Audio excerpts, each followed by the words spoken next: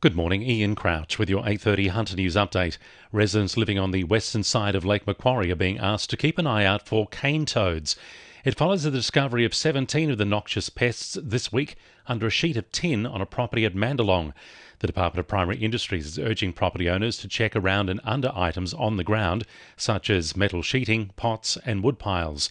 The department is urging people not to harm or handle the animals they think are cane toads, but to contact your local council or call the DPI Biosecurity Hotline on 1800 680 244. A Port Stephens police officer is being recommended for a bravery award after rescuing 3 people, including a 4-year-old boy, from floodwater. The trio was stuck in their 4-wheel drive on a flooded causeway at Bingleborough, west of Dungog, yesterday. A senior constable used a rope as a safety line to reach the car and rescue the boy and 2 women aged 51 and 44. The Port Stephens Hunter Police District is now looking to have the officer recognised for his efforts and bravery.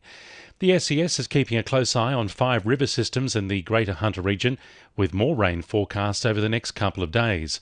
Minor flooding is possible along the Gloucester, Goulburn, Upper Hunter and Lower Hunter rivers.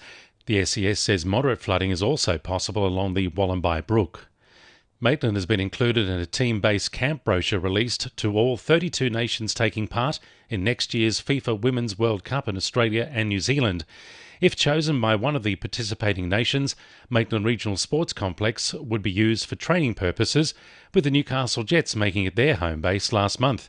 Mayor Philip Penfold says he's hoping it might just put Maitland on an even bigger world stage. Not only will the inclusion of a high-profile FIFA Women's World Cup team attract quality players to Maitland, it'll attract their families, it will attract media into that country.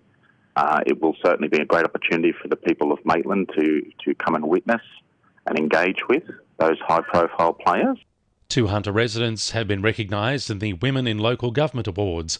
Belinda Thompson, who's Lake Macquarie's Vegetation Maintenance Officer, has won the Alternative Pathways Award, while Lake Macquarie Council Cadet Accountant Shannon Gray has picked up the Regional Young Achievers Award.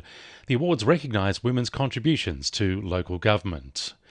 Year 12 students in the Hunter will sit their first HSC exams in less than 3 weeks, and parents are being urged to keep an eye on their children's mental health.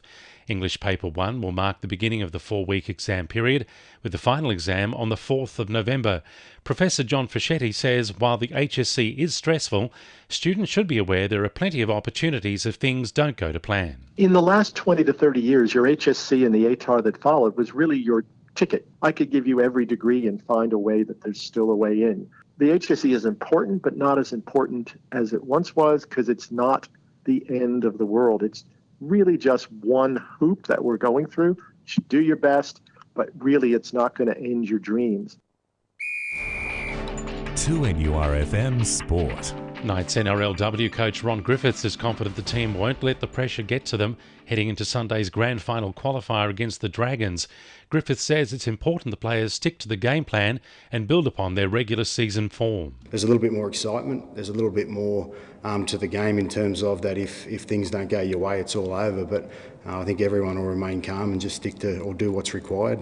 Maitland Magpies recruit Reece Cooper says he's looking forward to a fresh start after more than a decade at Newcastle Olympic. The midfielder will reunite with former coach Michael Bolch after debuting under him as a 16-year-old. A new Greater Hunter Women's Cricket Club has been confirmed for the new New South Wales Premier competition. The under-18 side is set to compete in the Brewer Shield this summer, with first and second grade teams joining the Sydney competition for 2023-24. And the Maitland Pickers will go head-to-head against the Hills Bulls in Sunday's President's Cup Grand Final at CommBank Stadium in Sydney. And the winning numbers in Powerball are 10, 15, 21, 24, 26, 28 and 35, and the Powerball is 8. And now you're up to date with the latest 2NURFM Hunter News.